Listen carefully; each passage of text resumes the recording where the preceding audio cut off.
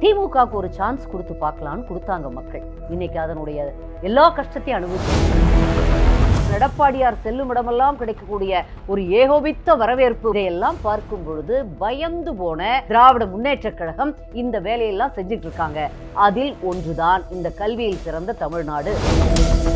மேடையில ஒரு 10 பேரை நிறுத்திட்டு அவங்க கிட்ட கைதட்டல் வாங்கி அவங்கள கண்ணீர் உட வச்சு பண்றது அல்ல. முழுக்க முழுக்க நாடகத்தனமான அரசியலை திராவிட முன்னேற்ற கழகம் நடத்தி கொண்டிருக்கிறது. 21 மே மாதம் அண்ணன் இருந்த வரை அதிமுக ஆட்சியில் தொடர்ந்து மாணவர்களுக்கு 50 லட்சம் பேருக்கு மேல் லேப்டாப் எல்லாம் வழங்கப்பட்டது. இவங்க வந்த உடனேயே கிட்டத்தட்ட நிறுத்திட்டாங்க. அது இல்ல, எல்லா ஸ்கீமும் இல்ல, சைக்கிள் யாருக்கும் கொடுக்கறது இல்ல. இவ்வளோ விஷயங்கள் பண்ணியிருக்கீங்க. இதை தமிழக மக்களிடம் கொண்டு சேர்க்க அதிமுக தவறிவிட்டதா? கடந்த 4 வருடங்களா அதிமுக என்ன பண்ணிட்டு? நான் சொல்ல பேச விடுங்க. இன்னைக்கு மு.க. ஸ்டாலின் மேல இவ்வளவு பிரச்சனைகள் இருக்கு. அவர் கவனிக்கல, அவருக்கு ஒண்ணுமே தெரியல, எதுவுமே ஞாபகம் இல்ல, முடியல. நான் வீட்டுல போய் ரெஸ்ட் எடுங்க, ரிசைன் பண்ணுங்க. விகேநியூஸ் நேயர்களுக்கு வணக்கம். தற்போது நம்மிடையே அதிமுகவின் செய்தி தொடர்பாளர் திரு நிர்மலா பெரியசாமி அவர்கள் தான் நினைச்சிருக்காங்க. பேச நிறைய விஷயங்கள் இருக்கு, பேசலாம். வணக்கம். வணக்கம் கிருத்திகா. கல்வியில் சிறந்த தமிழ்நாடு அப்படின்னு தமிழக அரசு ஒரு பெரிய விழாவை எடுத்து ஏற்பாடு பண்ணியிருந்தாங்க. அது ஒரு பெரும் வரவேற்பை பெற்றது அப்படிங்கிற மாதிரி பார்க்க முடிந்தது. எதிர்க்கட்சிகளும் இங்கே குற்றச்சாட்டுகளை வைப்பதையும் பார்க்க முடிந்தது. முதல்கட்ட பார்வையா உங்களோட நான் தெரிஞ்சுக்கணும்னு நினைக்கிறேன். பெரும் வரவேற்பை பெற்றதுன்னு எதை வச்சு சொல்றீங்கன்னு தெரியல. திமுகவின் ஊதுகுழலாக மாறிவிட்ட எல்லா ஊடகங்கள், பெரும்பான்மையான ஊடகங்கள், அவங்க எழுதுறது வச்சு சொல்றீங்களா? இல்லை அரசு பணத்தை, மக்களுடைய வரி பணத்தை திமுக அரசு எந்த விதமாகவெல்லாம் ஒரு வெட்டி செலவுகளை பண்ணுறாங்க அப்படிங்கிறத அதில் நிறைய சம்பந்தமே இல்லாத நடிகர்களை கூட்டிகிட்டு வந்து, சம்பந்தமே இல்லாதவங்களை எல்லாம் கொண்டுட்டு வந்து எதுதானே உங்களுடைய திமுக அரசினுடைய ஒரு தோல்வியுற்ற முதல்வராக இருக்கக்கூடிய நமது மாண்புமிகு முதல்வர் ஸ்டாலின் அவர்களுடைய ஸ்டைலே அதுதான். தங்களுடைய தவறுகளை மறைக்கிறதுக்கு எல்லாத்தையுமே மேடை போட்டு பிரமாதமாக எல்லாத்தையும் பேச வச்சு, ஒரு குழந்தை கண்ணீர் விடுது, அதுக்கு ஏதோ வீடு கொடுக்குறாங்களாம், முதலமைச்சர் பேசுகிறாராம். இது ஒரு 5-6 பேரை செட்டப் பண்ணி ஒரு 10, இது பார்த்தாலே தெரியுது இவர் இன்னும் எந்த காலத்தில் இருக்காங்கன்னு தெரியல. அப்படி மற்றும் ஒரு நிகழ்வு தான் கல்வியில் சிறந்த தமிழ்நாடு. அப்படிங்க பேர் மட்டும் பிரமாதம். நான் எல்லா இதுலேயும் சொல்கிறது உண்டு, எல்லாத்துக்கும் பேர் மட்டும் நல்லா வச்சிடுறீங்க.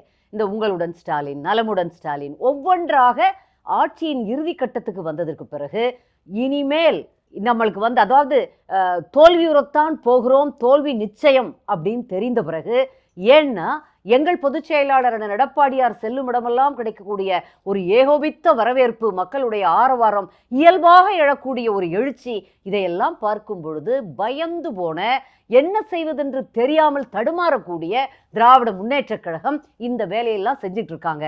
அதில் ஒன்றுதான் இந்த கல்வியில் சிறந்த தமிழ்நாடு அப்படிங்கிற இந்த நிகழ்வுன்னு நான் நினைக்கிறேன். பெரும்பான்மையானவர்கள் அதைத்தான் நினைக்கிறார். அண்டை மாநில முதல்வர் வந்திருக்கிறாரு திரு ரேவந்த் அவர்கள் இங்கே காலை உணவு திட்டம் நல்லபடியாக செயல்படுது, இதை நான் என்னோட மாநிலத்திலையும் நான் இன்ட்ரடியூஸ் பண்ணணும் அப்படின்னு சொல்றாருங்கிறப்போ அது சிறந்த திட்டமாக தானே பார்க்க. அடேங்கப்பா, அது என்ன இல்லாத திட்டமா? அம்மா காலத்தில் கொடுக்காத திட்டமா? எங்கள் புரட்சி தலைவரே சத்துணவு போட்டு பள்ளிக்கு எல்லாத்தையும் வர வச்சார். அடுத்து அம்மா உணவகங்கள் நாடே எல்லாரும் பக்கத்தில் சந்திரபாபு நாயுடு தேர்தல் அறிக்கையாக கொடுத்தாங்க. உத்தரப்பிரதேசத்தில் அதை செயல்படுத்த முனைந்தார்கள். நிறைய இடத்துல ஃபெயிலியர் ஆயிடுச்சு, அவங்களால முடியல. இந்த லேப்டாப் ஸ்கீம் இருக்கே, பள்ளி பிள்ளைகளுக்கு +1 +2 மாணவர்களுக்கு கொடுக்கறது, அந்த லேப்டாப் திட்டமெல்லாம் கூட கொடுக்க முடியல அவங்களால. எலெக்ஷன் மேனிஃபெஸ்டோவில் சொல்றாங்க, ஆனால் அவர்களால் வழங்க முடியவில்லை நம்ம அரசாங்கம் அளவுக்கு. 21 மே மாதம் அண்ணன் இருந்த வரை அதிமுக ஆட்சியில் தொடர்ந்து மாணவர்களுக்கு 50 லட்சம் பேருக்கு மேல் லேப்டாப் எல்லாம் வழங்கப்பட்டது. இவங்க வந்த உடனேயே கிட்டத்தட்ட நிறுத்திட்டாங்க. அது இல்ல, எல்லா ஸ்கீமும் இல்ல, சைக்கிள் யாருக்கும் கொடுக்கறது இல்ல. சைக்கிள் குழந்தைகளுக்கு ஒரு கிராமத்திலிருந்து இன்னும் கொஞ்சம் தூரமா இருக்கக்கூடிய ஒரு நகர்பகுதிக்கோ அடுத்த ஊருக்கோ செல்வதற்கு அவ்வளோ உபயோகமா இருக்கும். இதெல்லாம் சாதாரண திட்டம் அல்ல. மாணவர்கள் வீட்டில் இருந்துக்கிட்டு சும்மா விளையாண்டுக்கிட்டோ இல்லை டிவி பார்த்துக்கிட்டோ இல்லை வேறு வேலைக்கு அனுப்பப்பட்டோ இருக்கிறதை, அந்த இடைநிற்றலை, கல்வி கற்கிறதுல நிறுத்துவதை தடை செய்யக்கூடிய அதையெல்லாம் நிறுத்தி எல்லோரையும் படிக்க பள்ளிக்கு வரவழைத்த ஒரு மாபெரும் திட்டங்கள் அதெல்லாம். அது இவங்க நிறுத்திட்டாங்க எல்லாத்தையும். ஏன் எந்த ஊடகமும் கேட்க மாட்டேங்குது, ஏன் நிறுத்திட்டீங்கன்னு ஏன் கேட்கறது இல்லை? இப்போ பார்த்தீங்கன்னா தமிழ் புதல்வன் திட்டமாக இருக்கட்டும், நான் முதல்வன் திட்டமாக இருக்கட்டும், இல்லை உயர்கல்வி பயிலும் மாணவிகளுக்கு மாதந்தோறும் 1000 தர திட்டமாக இருக்கட்டும், அது மாணவர்கள் மத்தியிலையும் பெற்றோர்கள் மத்தியிலையும் பெரும் வரவேற்பு பெற்றிருக்கிறதா அவங்க சொல்றாங்களே. இல்லை, அவங்க சொல்லுவாங்க. நீங்க மக்கள் சொல்றத பயனாளிகள் கூட எத்தனை பேர் இருக்காங்கன்னு பாருங்க. போய் ஒரு கல்லூரியில நீங்க ஒரு பெரிய ஒரு சர்வே ஒன்று எடுக்கணும். அப்பதான் தெரியும் மாணவர்கள்ட்ட எத்தனை பேருக்கு தராங்க, இதை ஏன் இவ்வளவு நாளா தராம இப்ப எலெக்ஷன் கிட்ட வருதுன்னு தேர்தலை நோக்கிய திட்டங்கள். நம்ம என்ன செய்யவா போறோம், இவங்க என்ன ஜெயிக்கவா போறாங்க, எப்படி வெற்றி பெற போவதில்லை, சும்மா சொல்லிட்டு போவோம். முடிஞ்ச வரைக்கும் ஒரு பரிதவிப்பு தெரியுது அவங்ககிட்ட, பதைப்பு தெரியுது ஆளுங்கட்சியிடம். அந்த திட்டத்தை சொல்லுவோமா, இவங்களுக்கு சொல்லுவோமா, இளைஞர்கள்லாம் வேற அங்க போயிருவாங்களா இங்க போயிருவாங்களாங்கிற ஒரு பதைப்புல போடக்கூடிய திட்டங்களாகத்தான் நான் பார்க்கிறேன். நிச்சயமா இதெல்லாம் வரவேற்பு பெற்றதாக அவர்கள் சொல்கிறார்கள் என்றுதான் நீங்க சொல்றீங்க. அதை நம்ம பெருசா எடுத்துக்க முடியாது. எத்தனை பேர் பயனாளிகள், எத்தனை பேர் உண்மையிலேயே பயன்பெற்றார்கள். மேடையில் ஒரு 10 பேரை நிறுத்திட்டு அவங்க கிட்ட கைதட்டல் வாங்கி அவங்கள கண்ணீரோட வச்சு பண்றது அல்ல டிராமா. நாங்க அதைத்தான் முதல்ல இருந்து சொல்றோம். முழுக்க நாடகத்தனமான அரசியலை திராவிட முன்னேற்ற கழகம் நடத்தி கொண்டிருக்கிறது. இத்தனை மாணவர்கள் வந்திருக்கிறாங்க, இத்தனை மாணவர்களும் வந்துட்டு அங்க ஆரவாரம் பண்றதை பார்க்க முடியுது. அவங்க மேடையில ஏறி சாதாரண மாணவர்கள் நடிக்கணுங்கிற அவசியம் இல்லையே அப்படின்னு தோன்றது. வந்தது யாரு இன்னைக்கு இந்த ரேஞ்சில திரைத்துறையில புகழ்பெற்ற நடிகர் சிவகார்த்திகேயன் வந்திருக்காரு. தமிழ் இயக்குனர்கள்லாம் வந்திருக்காங்க. சம்பந்தம் இல்லாமல் அவர்களை எதற்கு ஒரு கல்வி மேடையில் வரவழைக்கணும்? வர வேண்டிய அவசியமே இல்லையே. எதற்காக அவர்கள் வர்றாங்க? இந்த இளைஞர்களை ஈர்ப்பதற்காக. நம்ம ஊர்ல சினிமா ஒரு மிகப்பெரிய போதையாக இருக்கிறது. அந்த போதையில் கவரப்பட்டு நிச்சயமா மாணவர்கள் வருவாங்க. அப்படி வர வைக்கிறதுக்காக தான் சிவகார்த்திகேயன் அந்த இடத்துக்கு வர்றார். இல்லைன்னா அவருக்கு இதுக்கு என்ன சம்பந்தம்? இதற்காக அதை பார்த்து மாணவர்கள் அவர் பேசினா, அவர் சிரிச்சா, அவர் திரும்பினா உடனே கைதட்டலும் விசிலும் பறக்கும். இது கல்வியில் சிறந்த தமிழ்நாடு ஆயிடுச்சு, அதுக்காக வந்த வரவேற்பு நீங்க நினைச்சீங்கன்னா அதை விட வேற முட்டாள்தனம் வேற எதுவுமே இல்லை. இது முழுக்க திமுக அரசனுடைய தோல்வியுற்ற திட்டத்தில் மிக முக்கியமான ஒரு விஷயம். அத்தனை இருக்கு. நான் சொல்லட்டுமா எத்தனை விதத்துல அவங்க தோல்வியுற்று இருக்காங்கன்னு சொல்லட்டுமா? 360 போஸ்கோ கேஸ் இது வரைக்கும் பதிவாயிருக்கு. 21 மாணவிகள், பெண் குழந்தைகள் அதுல பாதிக்கப்பட்டிருக்காங்க. எல்லாமே செக்ஷுவல் அசால்ட். இது இதை தடுக்கிறதுக்கு அரசாங்கத்துக்கு இதை செய்ய முடியல அவர்னால. அப்படி அடுத்தது பாத்தீங்கன்னா உங்களுக்கு தெரியுமா எத்தனை கல்லூரியில இது வரைக்கும் 196 கவர்மெண்ட் ஆர்ட்ஸ் அண்ட் சயின்ஸ் காலேஜ்ல 96 காலேஜ்ல இது வரைக்கும் பிரின்சிபல்ஸ் கிடையாது. தெரியுமா? இந்த உண்மையை மக்கள் தெரிஞ்சுக்கணும். நீங்க எல்லாம் எடுத்து சொல்லணும். 96 காலேஜ்ல இது வரைக்கும் கிடையாது. மிச்சம் இருக்கிறதுலயும் இது மாபெரும் ஸ்கேம். 353 ப்ரொஃபசர்ஸ், பேராசிரியர்கள் பல இடத்துல ஒரே நேரத்துல வேலை பார்த்திருக்காங்க. இப்ப நீங்க பேப்பர்ல செய்தியை பார்த்திருப்பீங்க. பல கல்லூரிகள்ல, பெரிய பெரிய கல்லூரிகள்ல ஒரே நபர் பேர்ல ஒரே நபர் போய் கழித்து போட்டு அந்த பணம் வாங்கியிருக்காரா, சம்பளம் வாங்கியிருப்பாங்களா? எப்படி ஒரு நபர் பல கல்லூரிகள்ல ஒரே நேரத்துல வேலை பார்க்க முடியும்? இது மூலமா உயர்கல்வித்துறை மிகப்பெரிய ஒரு ஊழலை செய்திருக்கிறது. இது அக்கிரமம். இப்படி இந்த மாதிரி ஒரு ப்ரொஃபசர்ஸ் கூட போட முடியாம 353 ப்ரொஃபசர்ஸ் போட வேண்டியதானே? ஏன் போடல? இந்த ஆட்சி வந்தது, திமுக ஆட்சி. உண்மையிலேயே உதயநிதி ரசிகர் மன்ற தலைவரை கொண்டு போய் பள்ளிக்கல்வித்துறை அமைச்சரா போட்டு அவர் அந்த நினைவில் இருந்து இது வரைக்கும் மாறவே இல்லை. அவர் இன்னும் ரசிகர் மன்ற தலைவராகவே தான் இருக்காரே தவிர அவர் தான் மாண்புமிகு பள்ளிக்கல்வித்துறை அமைச்சர். இத்தனாயிரம் குழந்தைகளுக்கு தமிழ்நாட்டின் எதிர்காலத்துக்கு நம்ம பொறுப்பா இருக்கிறோம். அந்த கருக்கடையோ அந்த பொறுப்புணர்வோ ஒரு சிறிதும் இல்லாத அமைச்சர்களை நாம் பெற்றிருக்கிறோம். நீங்க ஆட்சியில் இருக்கும்போது இத்தனை விஷயங்களை பண்ணிருக்கிறதா சொல்றீங்க. கிட்டத்தட்ட 11 மருத்துவக் கல்லூரிகள் தமிழ்நாட்டுக்கு கொண்டு வந்திருக்கீங்க. 17 அம்மா இருக்கிறப்ப 6, அப்புறம் அண்ணன் வந்ததுக்கப்புறம் 11, கடைசியா 11 மருத்துவக் 67 ஆர்ட்ஸ் அண்ட் சயின்ஸ் காலேஜ், நிச்சயமாக 21 பாலிடெக்னிக் காலேஜ், 7.5% என்னமோ 7.5% சொல்றாங்கன்னு இல்லை. அதன் மூலமா இன்னைக்கு கிட்டத்தட்ட 4000 அரசு பள்ளியில படிச்ச கிராம பகுதி மாணவர்கள் இன்னைக்கு ஜஸ்டிஸ் A.K. ராஜன் கமிட்டி சொல்லியிருக்கு. நீட் அதை பத்தி என்னதான், நீட்டோட இம்பாக்ட் என்ன, நீட் தேர்வு வந்ததுனால என்ன விதமான இம்பாக்ட் எல்லாம், பாதிப்புகளோ இல்ல நன்மையோ நடந்திருக்குன்னு இன்னைய முதலமைச்சர் ஒரே ஒரு கமிட்டி போட்டார். அந்த கமிட்டியோட ஃபைண்டிங்ஸ் என்ன? அந்த கமிட்டி கடைசியா என்ன சொல்லுது? பெருமளவில் அந்த 7.5% முதல்ல ட்ராப் அவுட்ஸ் நிறைய இருந்தாங்க. நிறைய பேர் ஒரு 300களில் இருந்ததெல்லாம் 38 இப்படி ரொம்ப குறைஞ்சு போய் கிட்டத்தட்ட 11க்கெல்லாம் வந்துருச்சு அட்மிஷன். ஆனா இந்த 7.5% உள் இடஒதுக்கீடு எங்கள் பொதுச் செயலாளரான எடப்பாடியாருடைய சீரிய சிந்தனையில் வந்தது. அது வந்ததற்கு பிறகு பாத்தீங்கன்னா ஒரு டிராஸ்டிக்கா ஏறி இருக்கு. மட்டும் 600க்கும் மேற்பட்ட மாணவர்கள் 25 பேர் நிச்சயமா 2-3 வருடங்களாகவே, ஏன் 3 இல்ல, அது வந்ததற்கு பிறகே அதிலிருந்தே அண்ணன் அந்த 7.5% உள் இட ஒதுக்கீடு கொடுத்த கொஞ்ச காலத்தில் இருந்தே 625 பேர். இவ்வளோ விஷயங்கள் பண்ணியிருக்கீங்க. இதை வந்து தமிழக மக்களிடம் கொண்டு சேர்க்க அதிமுக தவறிவிட்டதா? அதே நேரம் இவர்களுடைய இந்த பிரச்சனையை வந்து இப்பொழுது வந்து தீவிரமாக எல்லா இடங்கள்லையும் அதிமுக பேசிட்டு இருக்கு.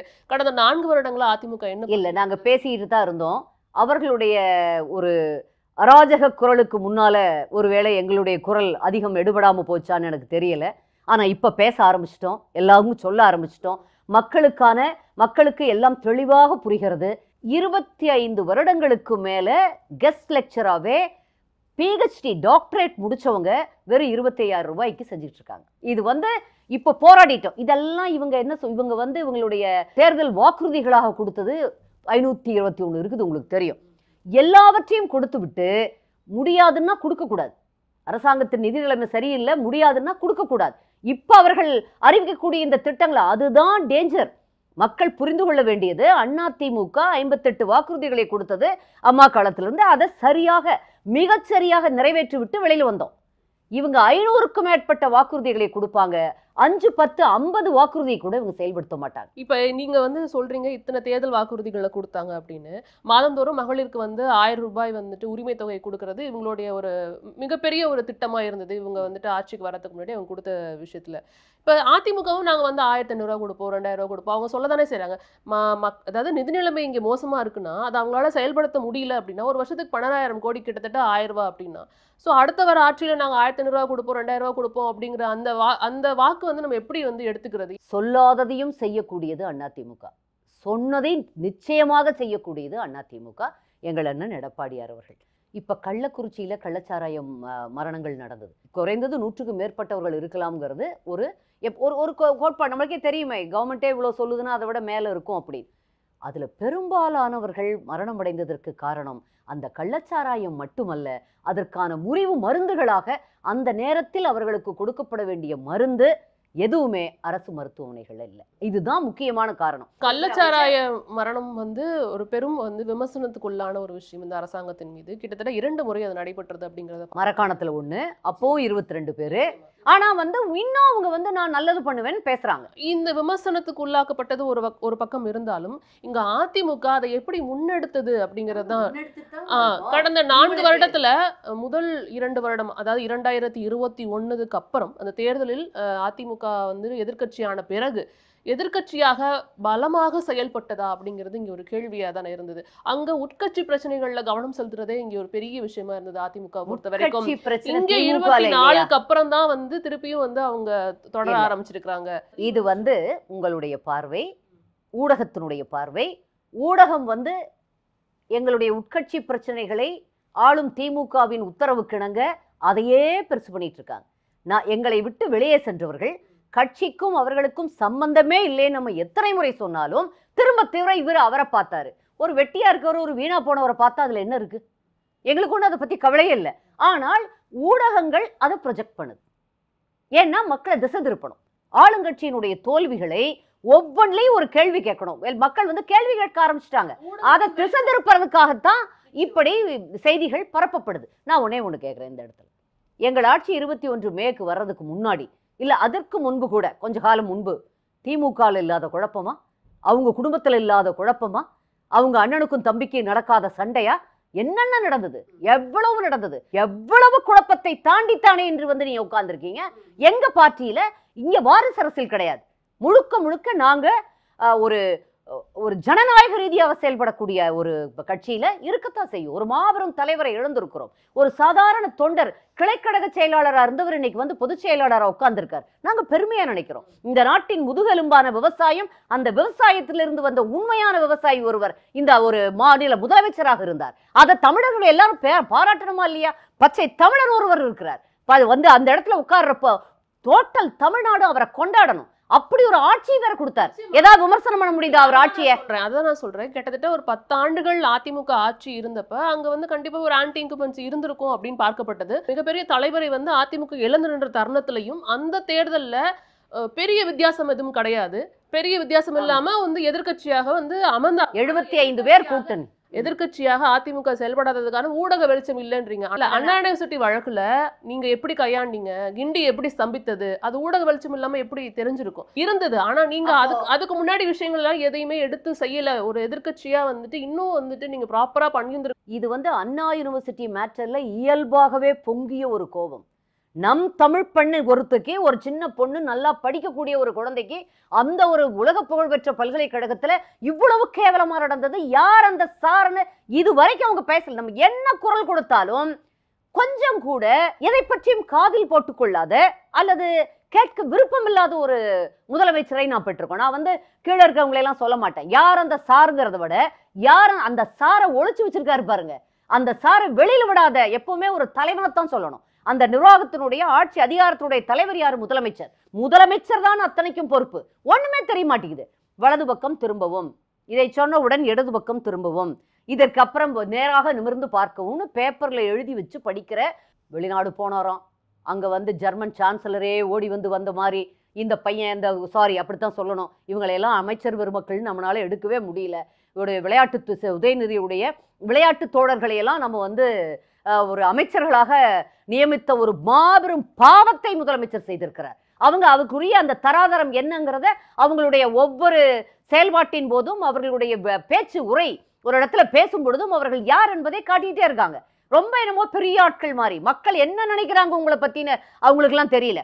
அப்படி போய் அந்த ஒரு பையன் இப்படி கூட்டிட்டு இப்படி எடுத்து பொக்கேவை கொடுத்துட்டு ஏதோ அவங்க ஏஞ்சலா மெர்க்கல்ல இருந்து இப்ப இருக்கு ஃப்ரெட்ரிக் வரைக்கும் வந்து வாங்க வாங்க வாங்கன்னு கூப்பிட்ட மாதிரி ஒரு போய் ஒரு திருவள்ளுவர் சிலைக்கு ஒரு அப்படி நின்று ஒரு போஸ். அந்த சிலை எப்பவுமே இருக்கு. யாரோ ஏற்கனவே ஆக்ஸ்போர்ட்ல வச்சிருக்காங்க. அப்புறம் பாத்தீங்கன்னா அது தந்தை பெரியாருடைய ஒரு படம், அதற்கு மாலை போட்டு ஒரு 4-5 பேர் அங்க இருப்பாங்கல்ல. இந்த அயலக அணின்னு வச்சிருக்காங்க. அதுல யாரோ 4 பேர் ஒரு சின்ன ரூம் ஒன்று வாடகைக்கு எடுத்து பண்ணியிருக்காங்க. என்னமோ தந்தை பெரியாருடைய கொள்கைகளை, திராவிட கொள்கைகளை, அது எல்லாத்தையும் வந்து அப்படியே பரப்பிட்டு வந்துட்டாராம். இது வந்து அவ்வளோ ஒரு அசிங்கம். அதுக்கு வெள்ளை அறிக்கை கேட்டா அந்த பையன் மினிஸ்டர் என்ன சொல்றாரு? வெள்ளை பேப்பர் ஒன்று காமிச்சு இதை பார்த்துக்குங்கிறார். என்ன முட்டாள்தனம், என்ன கீழ்த்தரமான. எதுவுமே பண்ணலன்னா இங்க ஜிஎஸ்டிபியில தமிழ்நாடு வந்து எப்படி வந்து 2 இலக்க வளர்ச்சியை அடைந்திருக்க முடியும்? அதுவும் இந்தியாவிலேயே முதல் மாநிலம் 2 இலக்க வளர்ச்சியை வந்து அடைந்திருக்கிறாங்க அப்படிங்கறத பார்க்க முடியுது. 11.19% இலக்க வளர்ச்சி, 9.69 GDP rate.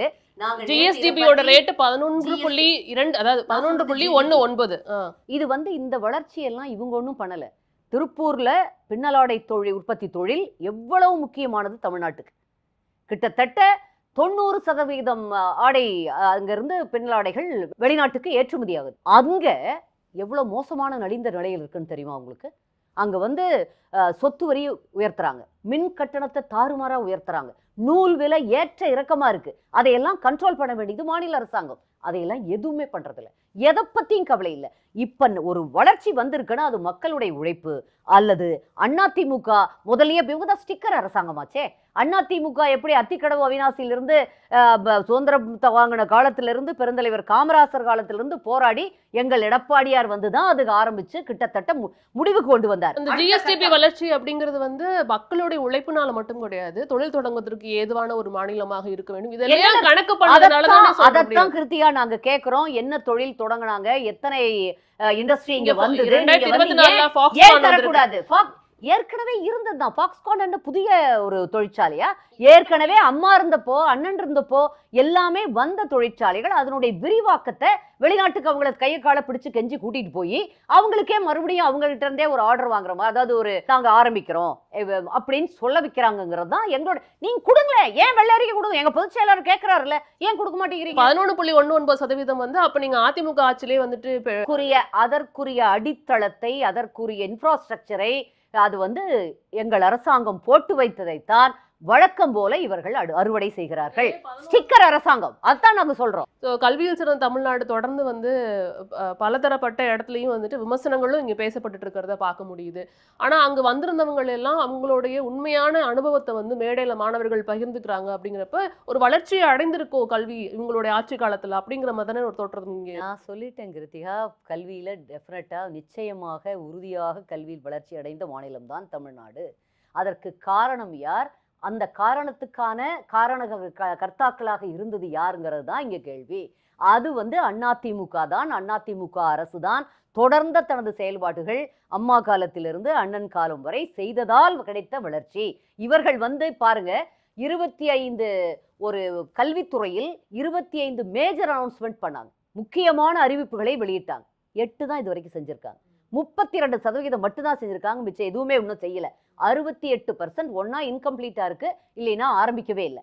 Robotic labs, technology training labs, smart classes இதெல்லாம் ஆரம்பிக்கிறேன்னு சொல்லி 955 கோடி அதுக்கு ஒதுக்கீடுன்னு சொல்லி சொன்னாங்க பட்ஜெட்ல. ஆனா இது வரைக்கும் அது எதுவுமே செயல்பாட்டுல இல்ல. அது ஆரம்பிச்சிருக்கா, எந்த அளவுக்குல இருக்குதுன்னு கூட தெரியாது. அதெல்லாமே அப்படியே இருக்கு. அப்புறம் பாத்தீங்கன்னா பட்ஜெட் அலோகேஷன் குறைஞ்சிருச்சு கல்விக்கு. இதுலயே 43,000 கோடி 48,000 கோடிலாம் சொல்றாங்க. அத்தனாயிரம் கோடி இருந்தா இந்நேரம் நம்ம பள்ளிக்கூடங்கள் தக்க தக்க தக்க தக்கன்னு மின்னணுமே. பார்த்தா எல்லாமே இன்னும் கூரை மேற்கூரை மேலே விழுந்து திருச்சி பக்கத்தில் ஒரு மிடில் ஸ்கூல்ல திருச்சியில இப்போ ஒரு பெரிய ஒரு அசம்பாவிதம் நடந்தது.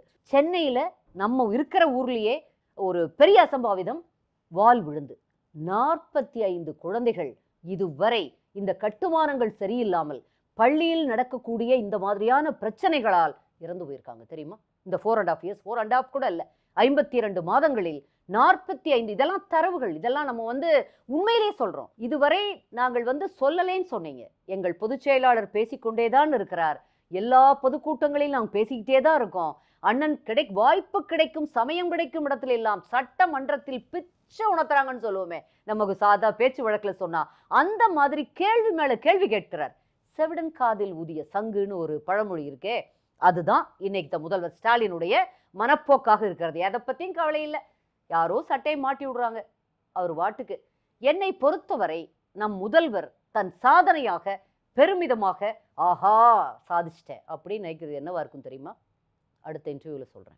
இதுல நேஷனல் எஜுகேஷன் பாலிசியை வந்துட்டு மத்திய அரசாங்கம் வந்து நம்ம மேல திணிக்கிறதுக்கு முயற்சிக்கிறாங்க அப்படிங்கிறது அவங்களுடைய தொடர் வாதமா இருக்குங்கிறத பார்க்க முடியுது. அதற்கு எதிராக தமிழ்நாடு வந்து ஒன்றுபட்டு தான் இருக்குங்கிறதையும் பார்க்க முடியுது. ஆனா அங்கிருந்து வர வேண்டிய தொகை, நம்மளுக்கு ஒதுக்கப்பட்ட தொகை வந்து மத்திய அரசு கொடுக்கலங்கிறப்ப அது பொறுத்த அதிமுக நிலைப்பாடு என்ன? ஏன் மத்திய அரசு வந்து அதிமுக எதிர்க்க மாட்டேங்க? இல்லையே, மத்திய அரசு நாங்க இருந்தப்போ இந்த மாதிரி பிரச்சனையே வரலையே. குறைவாத்தான் கொடுப்பாங்க. இப்போ ஒரு நேச்சுரல் கலாமிட்டி வருது, ஒரு புயல் வருது, ஒரு ட்ராட் வருது, ஒரு இதுன்னா நம்ம ஒரு 30,000 கோடி கேட்டால் ஒரு 900 கோடி கொடுப்பாங்க, அது 700 கோடி கொடுப்பாங்க. இது வந்து அரசாங்கங்கள் கொஞ்சம் மிகைப்படுத்தி கேட்பாங்கன்னு நினைக்கிறேன். அதை அவங்க ரியலிஸ்டிக்காக ஒன்று கொடுப்பாங்களா, அவங்க என்ன கணக்கு வச்சுருக்காங்கன்னு நமக்கு தெரியல. அதிமுக ஆட்சியில் இருந்த பொழுது இவ்வளவு பெரிய பிரச்சனை மத்திய அரசாங்கத்து மேலே எதுவும் இருந்த மாதிரி தெரியல. அந்த திமுக வந்ததுக்கு பிறகுதான் எதடு சம்பளம் போடுறதுக்கு பணம் இல்லைன்னா மத்திய அரசு கொடுக்கல, எஜுகேஷன் டிபார்ட்மெண்ட் எதடு இது நடத்தலைன்னா ஒரு மத்திய அரசு கொடுக்கல. அப்புறம் எப்படி இவங்க வீட்டில் அவங்க பேரன் போற கார் பேக்கு 2 கோடி ரூபாய்க்கு மேல, பையன் போறது 4-5 கோடியா இருக்கும், இவர் வர்றது மிகப்பெரிய காரு.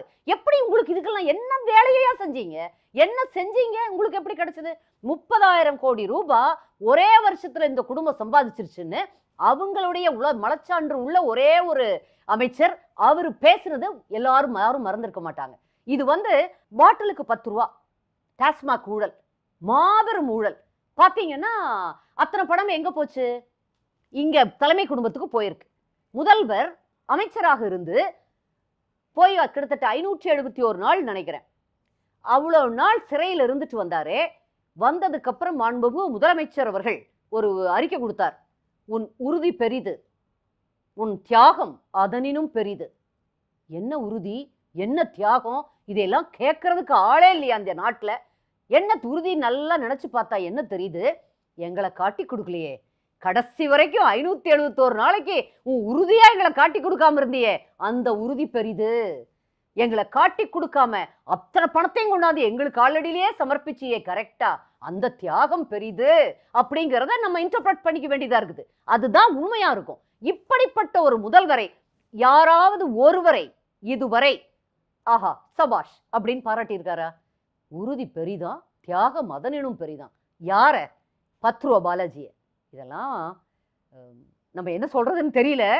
இது ரொம்ப வேதனையாகவும் வெறுப்பா இருக்கு. எனக்கு மட்டுமல்ல, நான் ஒரு தமிழ்ச்சியா பேசுறேன்.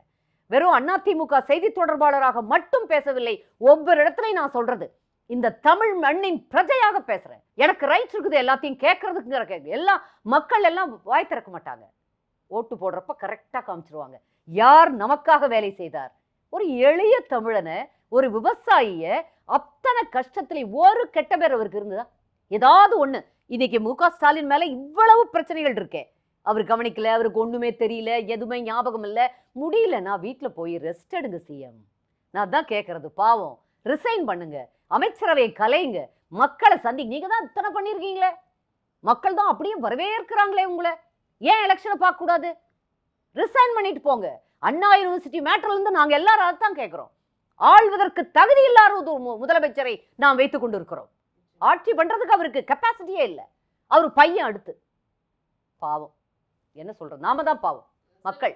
இப்போ அடுத்தடுத்து சுற்றுப்பயணம் திரு எடப்பாடி பழனிசாமி அவர்கள் பல்வேறு மாவட்டங்களில் மேற்கொண்டுட்டு இருக்கிறத பார்க்க முடியுது. மக்களுடைய வரவேற்பு இப்படி இருக்கு, என்ன மாதிரி கோரிக்கைகள் அவர்கிட்ட வைக்கப்படுது அப்படிங்கறத தெரிஞ்சுக்கலாமா? அந்த முதல் நாளிலிருந்து இன்றைக்கு நேற்று வேடசந்தூர் கரூர் பகுதிக்கு போன வரைக்கும் மழை கொட்டுற மழையில கூட சேரை பிடிச்சிட்டு நிக்கல, எந்திரிச்சு ஓடலை. அதே ஊர்ல அதே கரூர்ல எல்லாம் எந்திரிச்சு ஓடி போயிட்டாங்க முப்பெரும் விழால. அப்படி போகல, எல்லாரும் அசையாமல் நின்று அண்ணன் பேசி செல்லும் வரை அங்க கலையாம இருந்தாங்க. அந்த அப்புறம் குழந்தை குட்டிகளோட வந்து இரவு 10:30-11 கூட இருந்து அண்ணனை பார்த்து விட்டு செல்லக்கூடிய ஒரு, எங்கள் பொதுச் செயலாளரை பார்த்து விட்டு செல்லக்கூடிய ஒரு நிலையை பார்க்கிறோம். நம்மால் இவரு நம்மளை சேர்ந்தவர், நம்மள மாதிரி கிராமத்திலிருந்து வந்தவர், நம்மள மாதிரி விவசாய குடும்பத்திலிருந்து வந்தவர், நம்மள மாதிரி எளிமையா இருக்கிறாங்கிறத அந்த ஒரு ரிலேஷன்ஷிப், ஒரு உறவு அவங்களுக்கு எல்லாம் மனசுக்குள்ள இருக்கு. நிச்சயமா எங்கேயோ இருந்துகிட்டு அமெரிக்கால இருந்து விக் வாங்கி வச்சு அப்படியே தன்னைத்தானே மகிழ்ந்துகிட்டு அப்படியான ஒரு நாடகத்தனமான போக்கு இல்லாம எல்லா நடிகர்களையும் கொண்டாந்து உட்கார வச்சுக்கிட்டு அவங்கள பேச விட்டு அவங்க எல்லாத்தையும் கைதட்ட வச்சு இந்த மாதிரியான போக்குகள் இல்லாம real man, the real hero எங்கள் எடப்பாடியார், எங்கள் எடப்பாடியாருடைய மாடல், அதுதான் தமிழ்நாட்டுக்கு தேவைங்கிறது மக்கள் உணர்ந்தது தான் ஒவ்வொரு பகுதியிலையும் காமிக்குது. இப்போ கரூர்ல வந்துட்டு வரவேற்பு இருந்ததுன்னு சொல்றீங்க. இன்றைக்கு திரு தமிழக வெற்றி கழகத்தின் தலைவர் விஜய் அவர்கள் அங்க பயணம் பண்றதை பார்க்க முடியுது. இன்று கரூர் பக்கம் தான் அவருடைய பயணம் இருக்கு அப்படிங்கிறத பார்க்க முடியுது.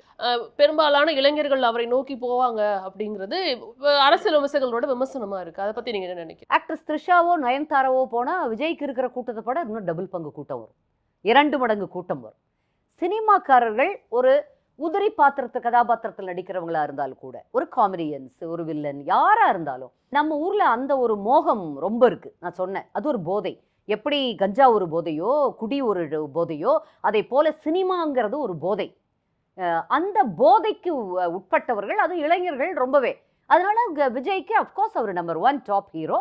அவருக்கு இளைஞர்கள் போகத்தான் செய்வாங்க. அதிமுக வந்து அவங்களோட கூட்டணி வைக்க வாய்ப்பு இருக்கு, பிரம்மாண்ட கட்சி ஒண்ணு இணைய போது, பேச்சுவார்த்தை எல்லாம் போயிட்டு இருக்குங்கிற மாதிரிலாம் சொல்லிட்டு இருந்தாங்க. இல்ல, எனக்கு அதை பத்தி தெரியாது. அது பொதுச் செயலாளர் சொல்றாங்க, அண்ணன் தான் சொல்லணும் அதுக்கான விளக்கம். உரிய நேரம் வரும்பொழுது அவர் சொன்னால் அதுல அர்த்தம் இருக்கும். அவர் வந்து மு.க. ஸ்டாலின் மாதிரி வாயில வந்தது பேசிட்டு எழுதி கொடுத்ததை படிச்சுட்டு போறவர் இல்லை. அவர் சொன்னாருன்னா அதுல ஏதோ ஒரு உண்மை இருக்கிறது என்று அர்த்தம். உரிய நேரத்தில் அவர் அதை வெளிப்படுத்துவார். அதற்கான அதிகாரமோ அதற்கான தகவலோ என்கிட்ட இல்லை. அதனால நான் அது வெளிப்படையா சொல்லிடுறேன். விஜய் பத்தி கேட்டீங்க. விஜய்க்கு நிச்சயமா கூட்டம் வர்றது உண்மைதான். அது இங்க மட்டுமல்ல, தமிழகத்தில் மட்டுமல்ல, அகில உலக அமெரிக்காவிலும் கூட அவருக்கான ஒரு விஜய் ஃபேன்ஸ் அப்படிங்கிறவங்க இருக்கிறத நம்ம பார்க்குறோம். ஆனா அதில் பெரும்பான்மையானவர்கள் அண்டர் 18, நிறைய பேர் 10 வயது, 12 வயது, இந்த மாதிரி 15 வயது, இன்னும் வாக்களிக்கும் தகுதி பெறாத சின்ன சிறார்கள். நீங்க அதுக்கு ஒரு உதாரணமா ஒன்று பார்த்துருப்பீங்க. நம்ம NDTV நிருபரை போட்டு ஒரு பையன் டான்ஸ் ஆடிக்கிட்டே தன்னோட சால்வை எடுத்து அவருக்கு போட்டு அவரை இம்சையா பண்ணி அதையும் எடுத்துக்கிட்டு அவர் பாவம் பேசிக்கிட்டு வந்தார். சின்ன பையன், தெரியல, விளையாட்டுத்தனமா பண்ணிட்டு இருக்காங்க. அப்படி விளையாட்டு பசங்க தான், விளையாட்டு பையன்கள் தான் அவர் கூட நிறைய இருக்காங்க. அதை பத்தி நம்ம ரொம்ப ஒரே பண்ண வேண்டியதில்லை. அதுக்கு மேல ஒரு பெரிய தாக்கம் விஜய்க்கு இருக்கும்னு நான் நினைக்கல. ஆனா ஒரு இளைஞர் கூட்டம் இருக்கு நிச்சயமா. அப்ப அவங்க உங்களுக்கு வந்து ஒரு போட்டி, அதெல்லாம் பின்னாடி, அது போட்டிலாம். நம்ம தமிழகத்தை 30 ஆண்டுகளுக்கும் மேலாக மிக அதிக காலம் ஆண்ட அண்ணா திமுக எங்களுக்கு தெரியாதா? அம்மாவின் பட்டறையில் பயின்றவர்கள் அண்ணன் எப்படி ஆட்சி பண்ணாங்க? அது ஒண்ணு போதாதா? இப்போ நீங்க சொன்னீங்க உட்கட்சியில பிரச்சனைலாம், அண்ணன் லெஃப்ட் ஹேண்ட்ல டீல் பண்ணிட்டு போறாரு. அதுவும் இப்ப சமீபத்தில் நடந்ததெல்லாம் நான் சொன்னேன், லெஃப்ட் ஹேண்ட்ல டீல் பண்ணுவார் பாருங்க நம்ம அண்ணன். சுண்டு வரல டீல் பண்ணார், லெஃப்ட் ஹேண்ட் சுண்டு வரல. அப்படி ரியல் ஹீரோங்க. அதனாலதான் சொல்றேன், ரியல் ஹீரோ பத்தி நாங்க கவலைப்பட வேண்டியது இல்லை. ரியல் ஹீரோஸ் எல்லாம் ரியல் ஹீரோவான்னு அவங்க இனி களத்தில் வந்ததுக்கு அப்புறம் தான் தெரியும். சான்ஸ் கொடுக்கலாம். நிறைய பேர் சொன்னது, அதை பத்தி இதில் பதிவு பண்ண நினைக்கிறேன். யாரோ ஒரு அம்மா அதுக்கு சான்ஸ் கூட சொல்ல தெரியல, பாவம், ஒரு ரொம்ப படிக்காத பாட்டி ஒருங்க. அந்த விஜய்க்கு ஒரு சான்ஸ் கொடுத்து பார்க்கலாம். எல்லாத்துலும் இதை ரொம்ப உணரணும். 10 ஆண்டுகள் ஆயிடுச்சு. திமுகவுக்கு ஒரு சான்ஸ் கொடுத்து பார்க்கலான்னு கொடுத்தாங்க மக்கள். இன்னைக்கு அதனுடைய எல்லா கஷ்டத்தையும் அனுபவிச்சுட்டு இருக்கிறாங்க. ஏண்டா கொடுத்தோம்னு நொந்து போய் கிடக்குறாங்க. திரும்ப இத்தனைக்கும் திமுக ஆண்ட கட்சி, அந்த கட்சிகிட்டையே நம்பி சான்ஸ் கொடுத்து பார்க்கலான்னு கொடுத்ததுக்கு நாங்கள் திருந்தவே மாட்டோங்கிறத கிளியராக சொல்லிட்டு அவங்க இன்னைக்கு மக்களை வதச்சிக்கிட்டு இருக்காங்க ஒரு அராஜகமான வாழ்க்கையை. அப்படி இருக்கிறப்போ இதுவரை பொது வாழ்க்கைக்குள்ளே வந்து எதுவுமே செய்யாத ஒரு 5 லட்சம் ரூபாயை தூக்கி தன்னுடைய பார்க்க வந்து தன்னுடைய மாநாட்டில் வந்து இறந்து போன அந்த 6 பையன்களுடைய கூட இதுவரைக்கும் அந்த குடும்பத்துக்கு என்ன பண்ணாருன்னு தெரியல. ஒரே ஒரு சாப்பாடு போட்டாருங்க அந்த ஃபர்ஸ்ட் மாநாட்டப்போ, விழுப்புரத்துக்கிட்ட நினைக்கிறேன். வந்தது பத்திரிக்கை இதில் டிவியில், நான் கூட பார்த்துட்டு நொந்து போனேன். அவியல் பொரியலுடன் சைவ விருந்து அளிக்கப்பட்டது. யாராவது போடுமா? உணவு வழங்கப்பட்டதுன்னு சொல்றதே தப்பு. அதுல அவியல் அடுத்த நாள் ஏதோ ஒரு மீட்டிங் பண்ணியிருக்காங்க, அதுக்கு ஒரு சைவ விருந்து போட்டிருக்காங்க. எவ்வளவு சீப்! அவங்க மென்டாலிட்டி காமிக்குது. அது எங்க கட்சியிலலாம் வந்து பார்க்கணும் எப்படி சாப்பாடு போடுவாங்க. நாங்கள் போட்டுக்கிட்டு இருக்கிறோமா அசைவ விருந்து, மட்டன் சிக்கன் இதோட வளர்ந்து ஊடகங்கள் அதை நியூஸா கேரி பண்றாங்க. அது வந்து கொடுத்துருக்காங்க. அதில் எழுதிருக்கிற பார்த்தா ஊடகமாக எது போடுறாங்க. எனக்கெல்லாம் 37 வருஷம் அனுபவம். பார்த்தோன்னே இது ஊடகமாக எப்படி எழுதுவாங்களா, இது எப்படி என்ன பின்னாடி என்ன இருக்குது இதுக்கு எழுதுறதுக்கு, அவங்களா கொடுத்த நியூஸான்? அது அவங்க கொடுத்த நியூஸ். அது வந்து ரொம்ப ரொம்ப அது மாதிரி இது வரைக்கும் விஜய் பண்ணாருன்னு ஏதாவது ஒரு பெரிய செயல்பாடு. இந்த 50 வயசு ஆகுது அவருக்கு, 30 வருஷத்துக்கு மேலே இப்போ சம்பாதிச்சுட்டே இருக்கார். அப்பாவும் பெரிய இயக்குனர். இது வரைக்கும் மக்களுக்கு இல்லை தன் ரசிகர்களுக்கு இவ்வளோ ஒரு ஃபிலந்த்ராபிக்கா நான் வந்து இவ்வளோ தூரம் செஞ்சோம். புரட்சி தலைவர் செஞ்சார். எம்ஜிஆரோட நீங்கள் பேசுகிறீங்க. அவர் ஆரம்பித்ததுலேருந்து மக்களுக்காக வாரி வழங்கிக்கிட்டே இருந்தார். அந்த வள்ளல் தன்மை எம்ஜிஆரோட கிட்ட கூட இவங்கெல்லாம் வர முடியாது. அடுத்து புரட்சி கலைஞர் விஜயகாந்த் அவர்கள் கேப்டன், அவர் ஓரளவுக்கு சாப்பாடு போடுறது, ஒரு நடிகர் சங்க ஒரு தலைவராக கிடைச்சா கூட அதில் தன்னுடைய ஆளுமையை நிரூபிக்கிறது, ஒரு கம்பீரத்தையும் தன்னுடைய கம்பேஷனேட் கருணை மனசையும் காமிச்சிட்டு இருப்பாங்க. அன்னையும் எங்கள் தலைவர்லாம் அள்ளி கொடுப்பாராம்மா. அப்படியே இப்போ வாங்கினவங்க சொல்கிறாங்க. இன்னும் அந்த பழைய ஆட்கள் அப்படி ஒரு மனிதர் இருந்த கட்சி. நீங்கள் வந்து சினிமாவில் இருக்கீங்கிறதுக்காக தம்பி ப்ளீஸ் வேண்டாம் அப்படின்னு சொல்லணும்னு நினைக்கிறது. அசிங்கப்படுத்திக்காதீங்க, எங்களையும் அசிங்கப்படுத்தாதீங்க. அதனால செயல்பாடுகள் இருக்கணும்னு சொல்ல வர்றேன். செயல்பாடு எதுவுமே இல்லையே. மக்களை ஒரு அரசியல் தலைவராக பரிணமிச்சு வரணும் அப்படின்னா மக்களோட மக்களாக இருக்கணும். ஐயோ நான் வந்தால் எனக்கு பெரிய செக்யூரிட்டி இஷ்யூ இருக்குது, ஐயோ நான் எப்படி நீங்கள் அப்புறம் மக்களோடு இருப்பீங்க? புரட்சி தலைவருக்கு இல்லாத பாப்புலாரிட்டியா? அவர் போய் அப்படியே பாட்டியில் கட்டி பிடிக்கிறது, அப்படி உள்ளே போகிறது எத்தனை இருந்தது. இப்படி உங்களை மாதிரியா இத்தனை இவங்களை வச்சுக்கிட்டவே யாரும் நெருங்க முடியாமல் எங்கள் அண்ணன் எடப்பாடியார் ஒரு நாளைக்கு 15 மணி நேரத்துக்கு குறையாமல் வேலை பார்க்குறார் 71 வயசில். நீங்கள் வீக்கெண்ட் பாலிடிக்ஸ் பண்ணுறீங்க. ஸோ உங்களோட நேரத்திற்கு ரொம்ப நன்றி. பல்வேறு விஷயங்களை விவாதிச்சோம். ஒரு நல்ல தருணத்தில் மீண்டும் சந்திப்போம். நன்றி. நன்றி நன்றி கிருத்திகா. வணக்கம்.